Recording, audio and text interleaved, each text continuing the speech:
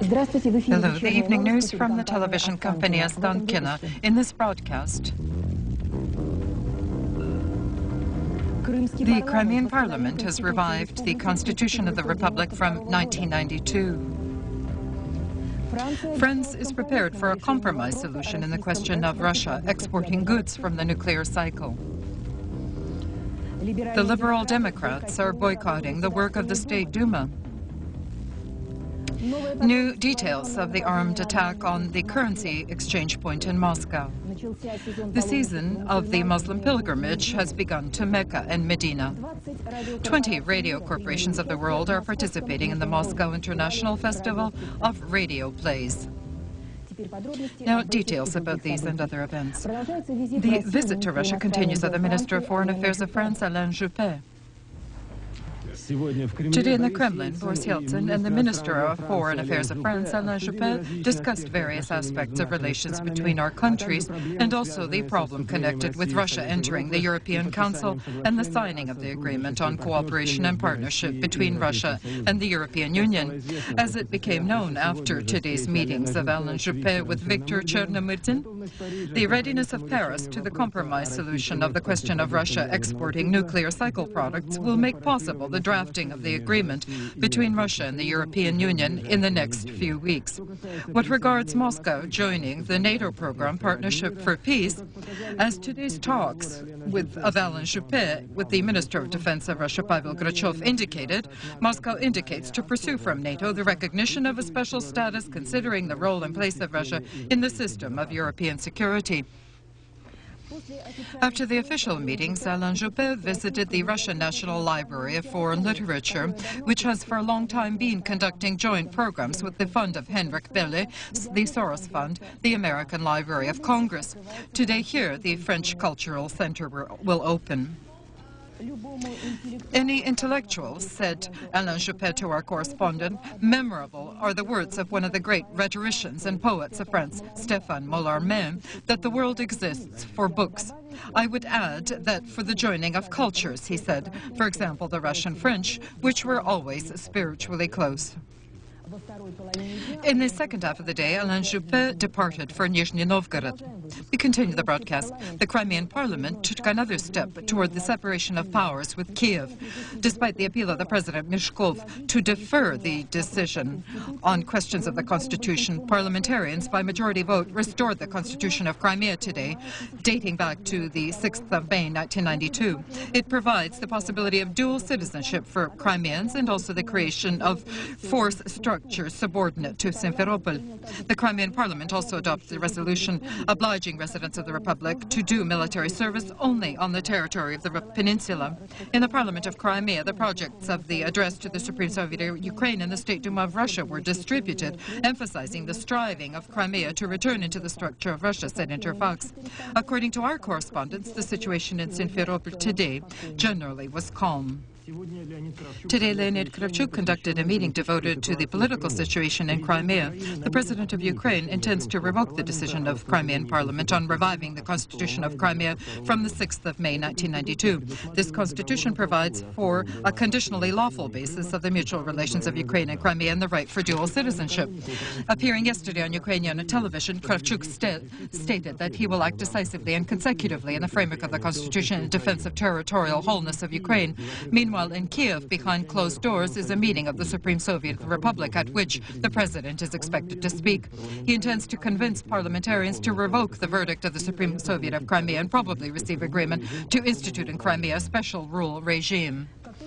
As just now our correspondent reported, the Supreme Soviet of Ukraine adopted the following decision: to recommend to the Supreme Soviet of Crimea to re-examine and revoke its constitutional decisions. If this does not happen, in 10 days, automatically, taking effect will be the decision of the Supreme Soviet of Ukraine on the interruption of the effectiveness of indicated acts of the Crimean Parliament. Such a decision was made at approximately 2000 hours Moscow time. After this, deputies began to form a special deputy commission, which, together with national deputies from Crimea, intends to go to Simferopol to resolve all these problems. The Ukrainian Minister of Defense, Vitaly Radetzky, commenting on the Crimean situation, stated the following: The reaction will be unilateral. This is the territory of Ukraine, and all measures will be taken pursuant pursuant to legislation of Ukraine. The most severe extreme measures will be applied to violators of the state borders and the territorial wholeness of Ukraine. We won't consider anything or anyone, and Crimea is an integral part of Ukraine, and we won't give it to anyone at any cost to us. Everyone must know about this, and those individuals will carry responsibility who instigated this affair. The Minister of Defense of Russia, Pavel Grachov, assessing the concentration of Ukrainian forces in Crimea as volatile. According to reports, said the minister, in the area of the airports near Simferopol, there's a concentration of 400 Ukrainian special designation units. In the Misi-Khersones, 500 Ukrainian military servicemen have landed. In the area of the Sukhaya Balkha, on the peripheral area of Sevastopol, there are 200. When troops begin to assemble and concentrate, said Pavel Grachov, at any time they could undertake combat action. The minister assured that he gave the order most decisively to suppress all provocational actions against objects of the Black Sea Fleet, no matter which side they might ensue from. Today, the President of Russia, Boris Yeltsin, answering the journalists on the developments in Crimea, said, "Yesterday, I spoke with the President of Ukraine, Mr. Kravchuk, and we discussed these questions. And then later I warned, and he promised that no forceful actions would be taken there by Ukraine against Crimea under any circumstances. He promised me. Well, let's hope that the President, as a solid individual, will fulfill his promise."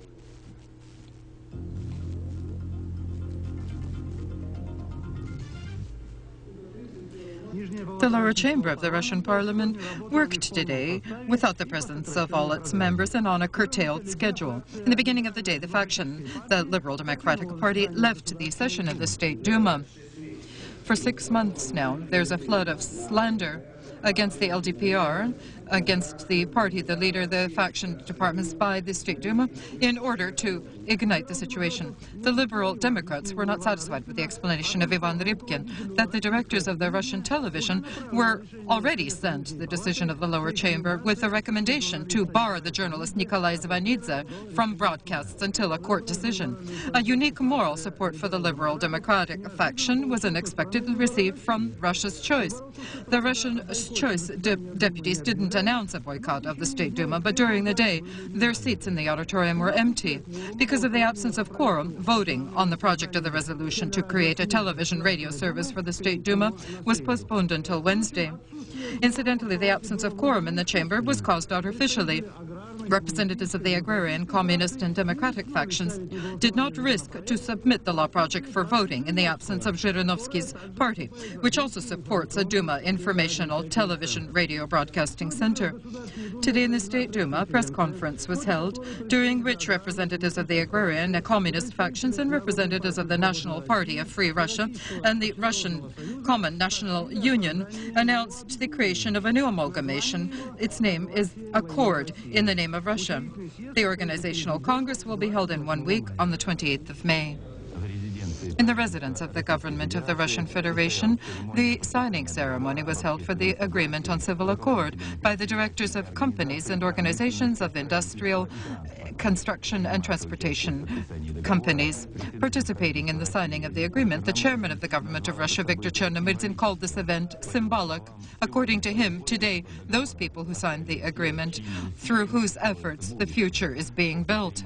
After the signing ceremony, the meeting of the Prime Minister with the directors of the companies was held. As the main aim, Viktor Chernomyrdin submitted the development of reforms in the face of producers of goods and services.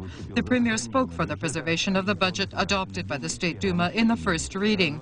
If we tear apart our finances, we'll tear apart everything, he said. The Ministerial Council prepared a package of priority normative documents intended to activate tax policy and supplement the state treasury. In the framework of the imminent tax reforms, it's intended to lower increments of basic taxes by 10 to 20%. Victor Chernomyrdin also stated about the intentions of the cabinet to level out taxes for domestic and import goods. And one more important announcement. The Prime Minister emphasized that no one was intending to freeze salaries. However, a financial system would be created to regulate excessive salaries. The anti-crisis economic measures were discussed today during the meeting of the President of Russia with the Speaker of the State Duma, Ivan Rybkin. Boris Yeltsin emphasized that his yesterday's words about the collapse of the economy were misinterpreted by the press. There will be a collapse if anti-crisis measures aren't taken, said the President. Among these measures, one may include the special resolution on defining procedures of unviability and bankruptcy of companies. And so, bankruptcy, about which so much has been said, has become a reality for the Russian economy. As of today, for the first time in the last 70 years, its strict mechanism was put into effect. We're embarking on a new phase of reforms. We're moving from that privatization which we had and the restructuring of property to restructuring of the economy on the basis of new property. 8 decrees of the President and today's resolution of the government begins a new level in dealing with companies which are incapable of paying. According to preliminary calculations, they are 1,200. The basic goal of the federal services is not the annihilation, but the civil regulating of economic relations, restructuring, reorganization, healing, and strengthening producing firms in the interests of the labor personnel and the country. Now, the law on weak companies will be supplemented by the outside management, so-called, a brain center. And for the 18 months of convalescence, a moratorium is declared on payment of debts, essentially an interest-free straight credit. If the company has already been declared bankrupt, after 3 years of reorganizing, it can also operate under a discount condition. This is very serious, meticulous work. It's not a campaign. This is embarking on new market relations. And in this work, of course, we wish the participation of labor collectives, having understood that these procedures bring eventually the health for the company itself, and that means for everyone a normal life.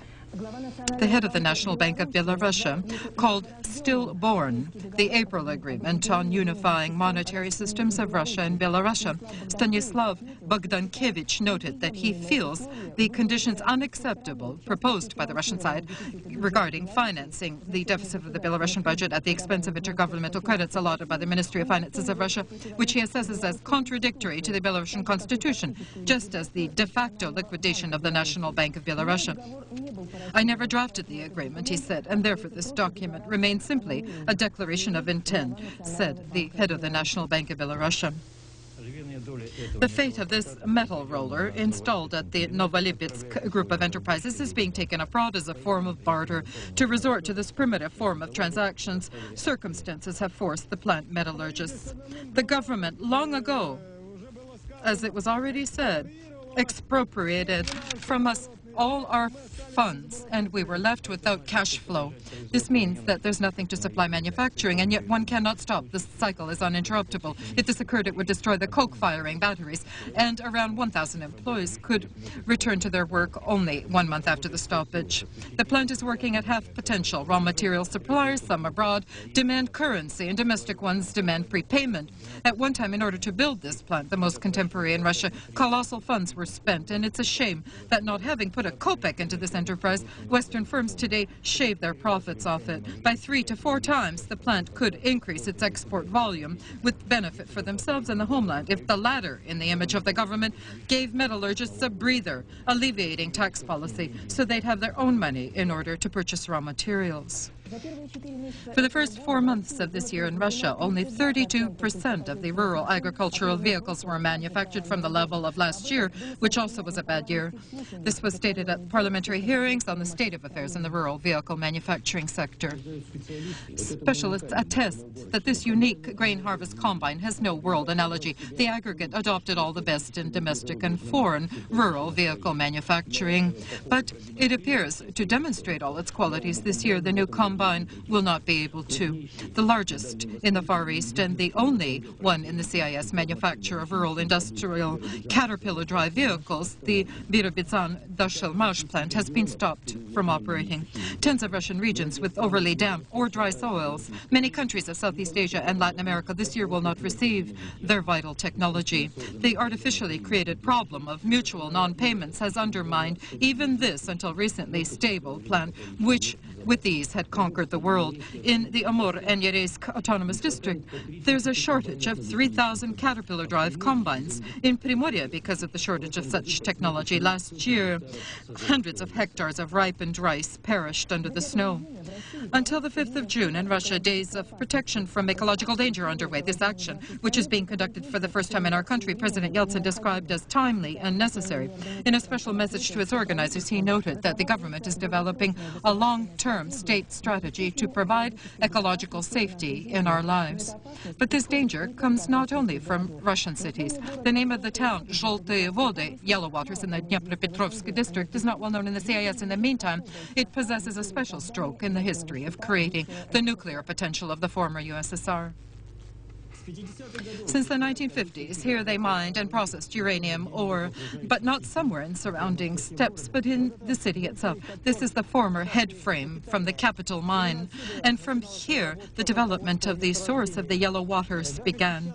And even now, here, the foundation is 2 to 3 times higher than in the city. In the city itself, there are sites with elevated sediments, which should be deactivated. Radioactive materials were used for construction of roads and housing. Deactivation was conducted in children's institutions, in public and recreational areas. Radiologists are completing a gamma map of radioactive points of the city. They're preparing a program for anti-radiation defense.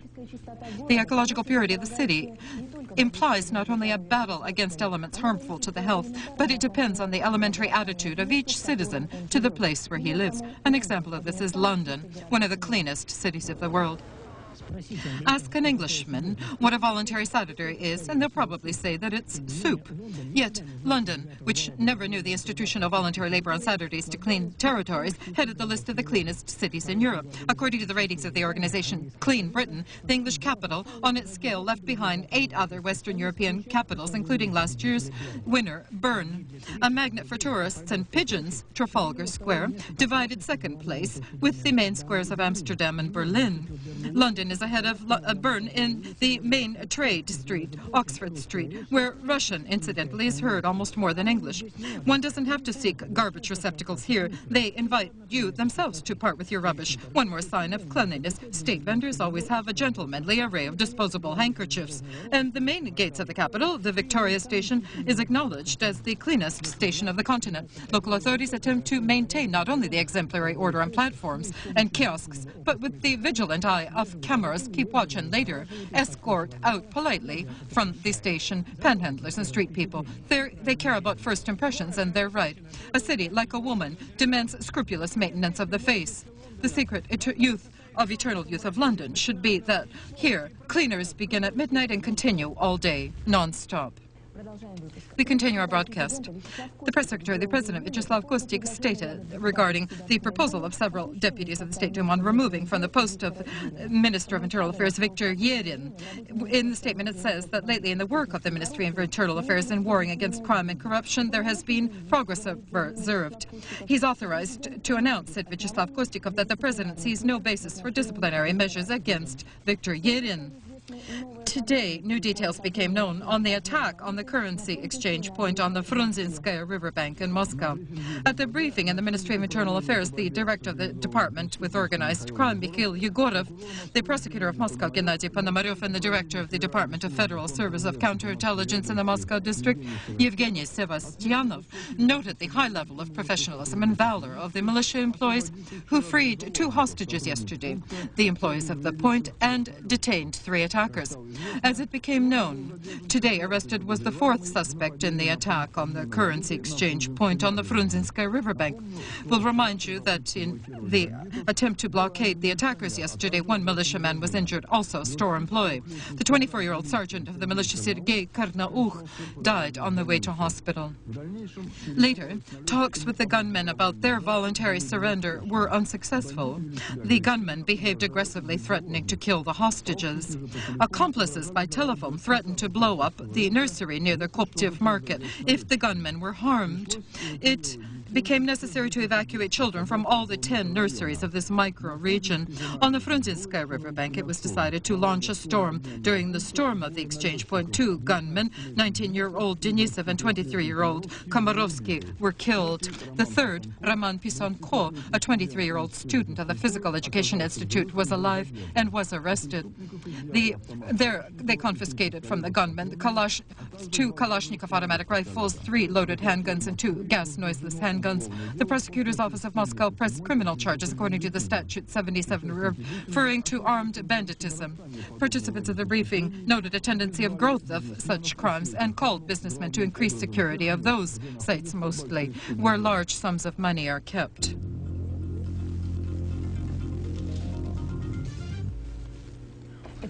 Experts of the Ministry of Foreign Affairs and Ministry of Defense of Russia prepared a project of a program, Russia-NATO, which will be taken to Brussels by Pavel Grachev. The contents of this program is far beyond the framework of those items which are on the agenda for discussion with NATO by separate partners who already have joined the program Partnership for Peace, emphasized the Deputy Minister of Foreign Affairs, Vitaly Churkin. And there he especially noted that Russia is the only nuclear partner of NATO.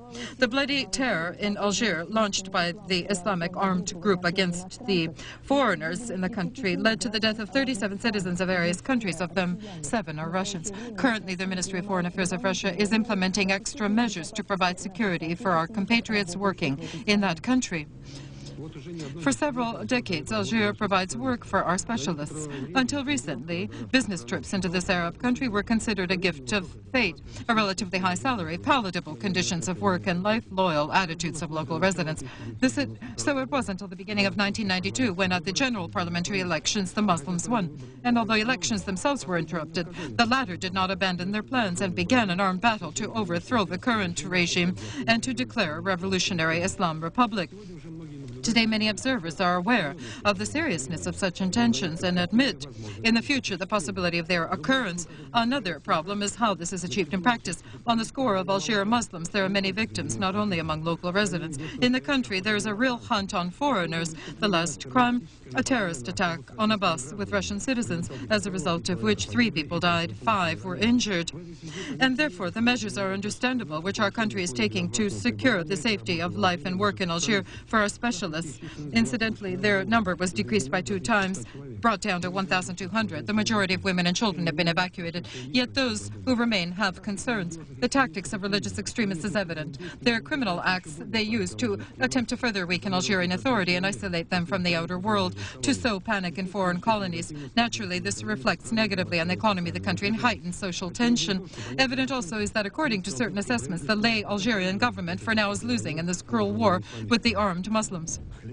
With bread, salt, and the hospitable Bulgarian greeting, Dobre doshvi, Your Holiness, Sophia.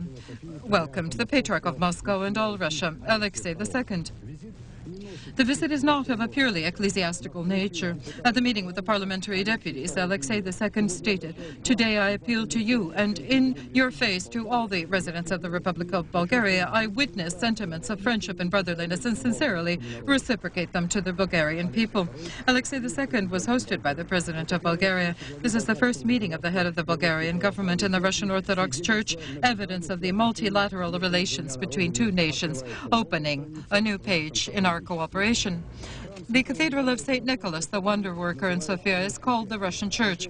For 8 decades, this cathedral serves as the house of God for many generations of the Russian community in Bulgaria and local parishioners. Alexei II visited the Cathedral of the Patriarch, its residence in Sofia, and blessed the idea of the reconstruction and rebirth of the church for the funds collected by parishioners and Russian institutions in Bulgaria. Today in Cape Town, the head justice of South Africa, Michael Corbett, swore into office members of Senate of South Africa. With this triumphant ceremony, the official ceremony ended, that is, forming the highest legislative organ of the country, the Constitutional Assembly. As a national hero, many residents of Mogadishu greeted the leader of the Somalian National Alliance, General Aidid, who returned to Somalia after almost half a year of absence. Aidid thanked his followers for their brave fight against foreign aggressors. Observers expressed apprehension that the return of Aidid could lead to escalation of the inter-clan strife in Mogadishu.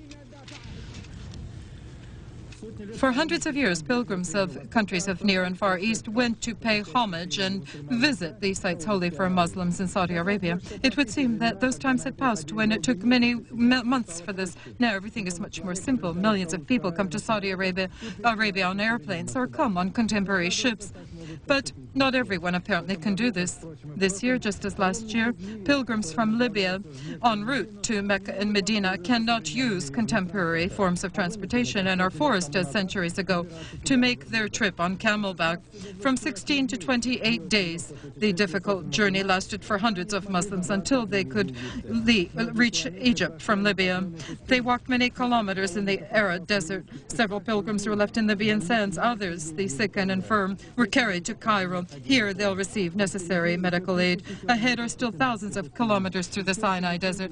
And all this suffering because Western countries, especially the USA, demand from Libyan authorities to hand over two employees of special services who, which is not yet proven, were at fault in the crash of a civil airplane. The Holy Week has just begun. Hundreds of people, also from Libya, en route to Saudi Arabia. How many of them will reach their aim? How many will be able to return? Today in the United States, Jacqueline Kennedy Onassis died, the wife of the President, John Kennedy. Our correspondent reports. Jacqueline Kennedy Onassis, or as she was called, Jackie, was 64 years old. Everyone loved this woman, intelligent, beautiful, enigmatic. She became the First Lady of the USA in 1961, the favorite woman of the favorite president. She was greeted with applause. Everyone wanted to touch her. She transformed the White House into a meeting place and herself became the recognized epitome of elegance. She accompanied her husband on trips abroad and was no less popular than Kennedy himself. She was with him on the 22nd of November, 1962 in Dallas on the day of the American tragedy. She held him mortally wounded in her arms and later flew with the body to Washington in the same pink suit, drenched with the president's blood. She endured much. 3 of her 5 children died soon after her birth. Her brother-in-law and friend, Robert Kennedy, was shot and killed in 1968. Then talk began over the dark cloud over the Kennedy family. In January, Jacqueline was diagnosed with cancer of the lymph nodes. On Thursday, doctors said nothing more could be done.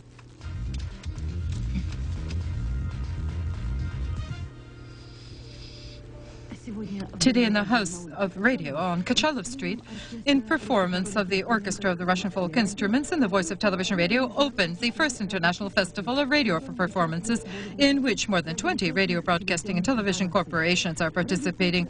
Radio theater is a special genre having a world tradition. It appeared on the air in various countries and continents almost unilaterally. In 1923, the Americans debuted. In 1924, the first English radio play was heard of Richard Hughes, which was recognized the progenitor of the genre. In 1925 in Russia. A wonderful uniqueness of the radio play, defining its place in contemporary art, is because its international effects on people. Plays are directed to the fantasies and the imagination of the person, and therefore, for each worker, performer, and author, this is the search of a new means of artistic expression. This feature attracted to it many prominent masters. Experimenting at the microphones were Holte Iro, Jean Valliere, and film directors from Bergman to Tarkovsky. For radio theater, music was composed by Schnittke, Prokofiev, Brich, and Shostakovich. The festival will be conducted once every 2 years under the auspices of the television radio company Ostankino. In several days, the main prize will be awarded, the prize for the best acting and directorship work and for the best radio production. Alexander Solzhenitsyn will return to Russia after his 20-year exile on the 27th of May, stated today his wife, Natalia Solzhenitsyn. According to her statement, the Solzhenitsyn family will arrive in Vladivostok, from where it will traverse all of Russia in order to acquaint themselves with the current state of our homeland.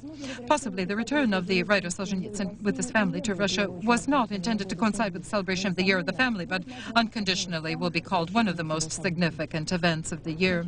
Since the beginning of 1994, declared in the entire world as the Year of the Family, in Russia, in Moscow alone, 8 athletic schools were closed. Tens of qualified specialists were left without work, hundreds of boys without their favorite pastime, forced to spend their time again in the streets.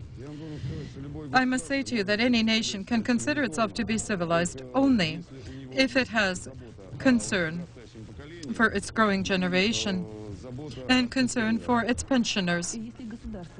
If the government is not capable of taking care of the physical and moral health of its future citizens, then the parents must be concerned for the future of their children. Today, the first in Moscow benevolent athletic school opened on the grounds of the physical education health complex of the factory, the Red Proletariat. Among organizers of the school is the director of the Rehabilitation Center for Patients of Brain and Back Injuries and the Pediatric Cerebral Paralysis, Valentin Ikul, and the artist of Russia, Leonid Tikhomirov, and the rector of the Cathedral of Archangel Michael, Father George. This year was declared the Year of the Family. And for parents and for children who will study here, this is a great gift. I think it will serve these children as the beginning of their physical and spiritual development. And the most important, despite the economic crisis, education here is free of charge. News about other events in sports after the advertisements. All the best. Последний день чековой приватизации.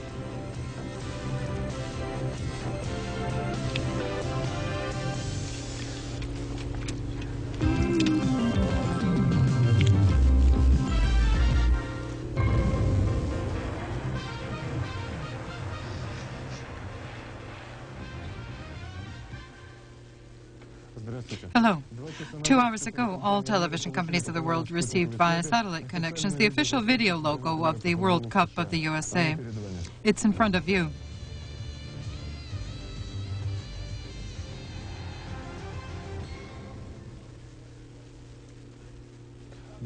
Before the beginning of the finals, 27 days remains. The teams are conducting pre-tournament games. The Bolivian team lost to Iceland 0-1.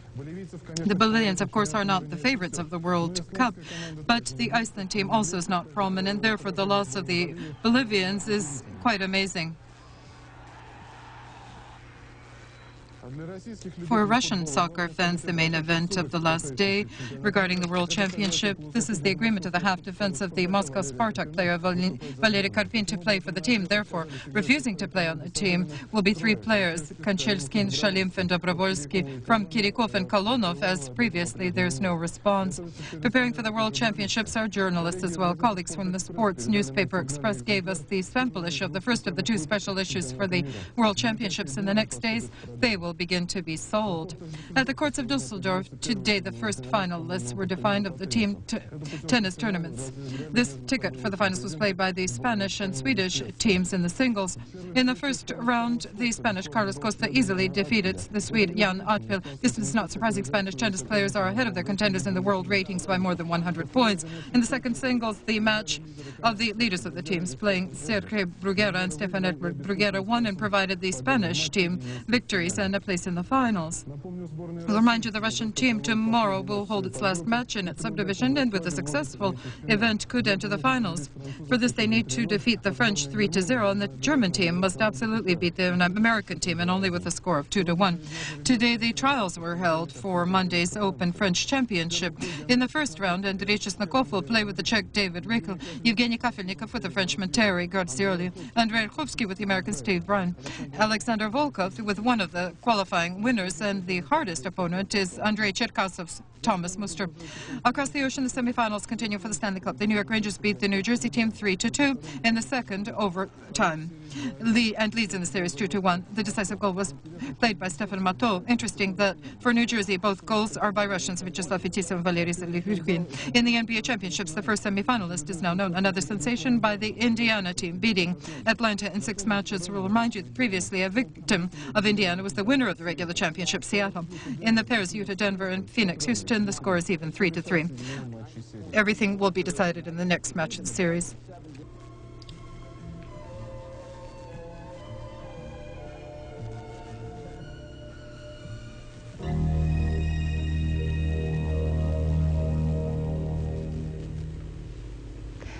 Good evening. Tomorrow in the Nenets Autonomous District in the Komi Republic, it will remain cold weather without much precipitation. At night, the temperatures will be -1 to 6. In Vorkuta, down to -20. During the day, +3, -2. In the Murmansk, Arkhangelsk districts and Karelia, it will be partly cloudy without precipitation. At night, -2, +3. During the day, +3 to 8 degrees. The cyclone and the connected atmospheric fronts will bring bad weather with clouds and runs and thunderstorms, gusty winds in the northwest and the central Volga-Vyatsk areas, and also in the Baltic countries. Temperatures at night, +3 to 8, during the day, +2, +3 degrees. In the southern areas of the central and Volga-Vyatsk areas, and also the central Chernozem area and the central Volga area, it will be dry and warm. At night, +12 to 17, during the day, 21 to 26. In Belarus, Ukraine, and Moldavia, it will be partly cloudy, in places rains with thunderstorms. The day temperatures +19 to 24. Clear, dry, and hot in the south of Russia, the Black Sea coast, and the countries beyond the Caucasus. At night, the temperatures will reach +17, during the day, up to +30 degrees. And now information for those who want to vacation. The temperatures of the water in the Baltic Sea near the Latvian and Estonian coast, +8. Kaliningrad, 13-14. On the Krasnodarsk, 14 to 15 degrees. In Crimea, 15 to 16 degrees.